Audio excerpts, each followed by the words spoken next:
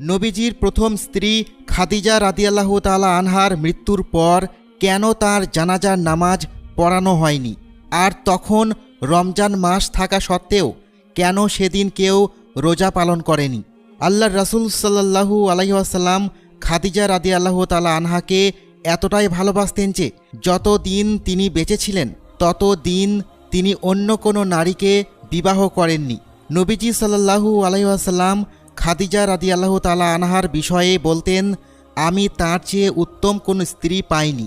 কিন্তু আপনারা কি জানেন কেন খাদিজা রাদিয়াল্লাহু তাআলা আনহার ইন্তেকালের পর তার জানাজার নামাজ আদায় করা হয়নি?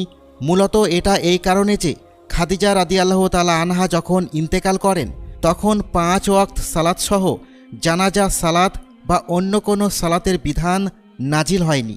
ঠিক একইভাবে হজরত খাদিজা রাদিয়াল্লাহু তাআলা আনহার ইন্তেকালের দিন